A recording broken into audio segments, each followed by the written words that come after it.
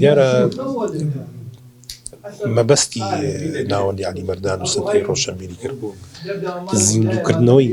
مەقامە ڕەسەنەکانە ئەو مەقامانەی بەتایبەتی لە کەرکووک و ناوچەی گرمیانە خوێندرێ زیندوی کردەوە بتوانن کۆمەڵێک خەڵک پێ بگەێنن کە دوا ڕۆژ ببنە دیسان و مامۆسای مەقامات چکەم بەڕاستی هونەری مەقامات لە ناو هونەری مۆسیقا هونەرێکی زۆر گرینگە زۆر کاریگەرە دەبێ بە هەمومانەوە هاوکار بین و بە هەمومانەوە بتوانین چۆن ئەو مەقامانە ڕاگرین و لە فۆتان ڕزگاریکەین و خەڵکانی تر دروستکەین کە بتوانن بێتە مامۆستا بۆ دوا ڕۆژ دەرسی مەقامات بڵێتەوە بەگشتی لە عێراق کە کەرکووک ناسراوە بە پایتەختی مەقامات یانی من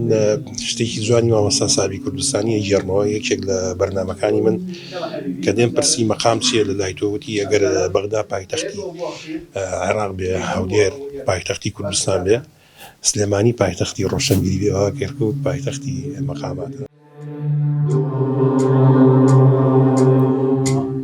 ئەمە ئێستا زۆر دیارە بۆ خۆی مەقام شتێکی خۆڕسکیە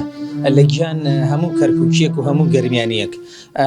کەسی ئەم شارە هەرخۆی کە هەڵەچێ بە مەقامە هەڵەچێ ئەگەر ئێمە دابشکاری بکەین لە ڕۆی جیۆ ئارتیەوە واتە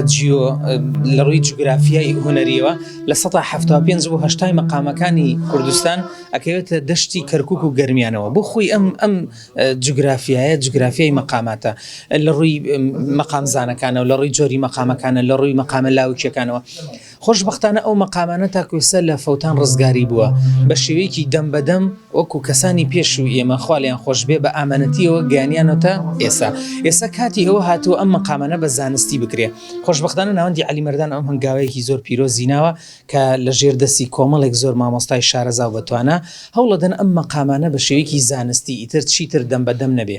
بە شێوەیەکی زانستی بە ئەکادیمیشی بکەنەوە لەسەر پەیژەکانی مۆزیک بیگەێنە فێرخوازان ومێ دەکەم هەمانگیەکی باشتر هەبێ لە نێوان مامۆستا و فێرخوازەکان ئومێدی من گەشتبینم ئەم خولە بچێتە سەر و کۆمەڵێکی زۆر مەقامزانی مەقام باش لەم شارە پێ بگات جارێکی تر بێگومان لە ڕووی جۆری سەلیقەوە تا لە ڕووی جۆری زەوقەکەەوە چوەکو پێکهاتەکان بە دڵنیاییەوە کەرکووک فرە پێکهاتەیە ژمارێک لە با بڵێن عەرەبمان لەگەڵای ژمارێک لە تورکمانمان لەگەڵای ئەوانیش هاتوونە بە سەلیقەی خۆیان بە زەوقی خۆیان فێری مەقامەکان بن چکە وەکتم ئەم شارە ئەو مەقامانە مڵکێکی گشتیە تەنها نییە بە پێکهاتەیەکەوە لە ڕووی سەلیقەشەوە کەسانێک هاتوونە مەسەلەن ڕووی ئاینیەکەوە قورئانی پێ بخوێنن کتێبە پیرۆزەکانی پێ بخوێنن کەسانێک هاتوونە وەکو مەقام وێژەیی بخوێنن کەسانێک شاتونە بۆکو شارەزایی لە گۆرانیە واتە سەلیقەکان ئەوانی کە فێرخوازن جیاوازە وەکو سەلیقە وەکو زەوق بۆ فێربوون مەقامەکان گرنگ ئەوەیە ئەم مەقامانە بۆ هەر شتێک بێک گرنگ ئەوەیە بە شێوە زانستێکەی بە شێوەیەکی ئەکادیمی جوان ئەو فێرخوازانە فێر بکرێت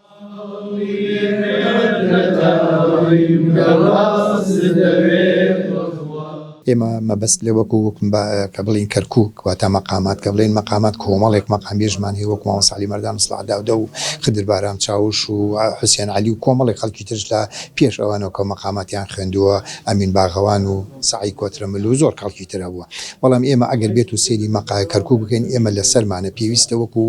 کولتورێکی شاری کەرکووک بە تایبەتی مەقامات و ئێمە ئەتوانین بە کەرکووک بڵێن پایتەختی مەقاماتە چۆن ئێستا لە سلێمانی دەڵێن پایتەختی ڕۆشنبیری ئێمە دەڵێن کەرکووک پایتەختی مەقاماتە چونکە ئەو مەقاماتەنی کەوا لە ناوچەی گەرمیان لە ناوچەی کەرکووکە هەیە لە شوێنانی تری کوردستانە ڕەنگە نەتوانن یعنی وەکو کەرکووک لە ناو دڵیانەوە یاخود چۆن وەکو هەر لە مەناڵیەوە فێری بوونەوە لەبەرەوەی لە ناخیانە ڕواوە بەڵام ئێمە ئەگەر بێت و سەیری پارچەکانی کوردستان بکەین سەرەکەی لە هەر شوێنەکە تایبەتمەندێکی خۆی هەیە کەواڵێن حەیرانمان هەیە لاوکمان هەیە و هەروەها سیاچەمانە و هۆرەی جافیمان هەیە بەڵام ئێمە وەکو کەرکووک تایبەتمەندێکی خۆی هەیە کە مەقاماتش وەکو لەسەر ئاستی جیهانەکە وەکو متانەزانن کە ڕۆژهەڵاتی هەیەەوە ئێمەش وەکو کورد بەڕاستی ینی پێگەی خۆمان هەیەەوە جێگەی خۆمان هەیەەوە کولتور ڕەسەنی خۆمان هەیە کە ئەویش شێوازی مەقامە ڕەسەنە کوردیەکانە وەکو قەتار و خورشیدی و ئایای و هیجران و ئەڵاویسی و ئەمانە ئێمە پێویستە بە وەکو بە پێویستی خۆمانمانزانی کە وەکو خەڵکی کەرکووکیا وەکو ناوچەی گەرمیان پەرە بەو مەقاماتانە بدەین و هەروەها پارێزگاری لەو مەقامات چونکە ئێمە بەڕاستی بە شێوەیەکی نووسراو یاخۆ ئەکادمی بە ئێمە نەگەیشتێتەوە بەڵام بە شێوەیەکی پشتا و پشت هەر بە دەم پێمان گەیشتێتەوە ئێمەش بابی هەڵ بدەین لەمە دووە ئەو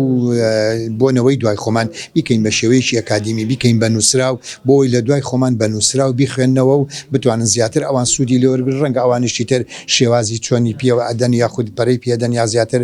گرنگجی پێدەن بەڵام ئێمە وەکو ناوەندی علی مەردانی خۆمان بە گرنگمانزانی لەڕێ ئەو ناوەندەوە کۆمەڵێک خول بکەینەوە و هەروەها کۆنسرت ئامادەکەین بۆی بتوانین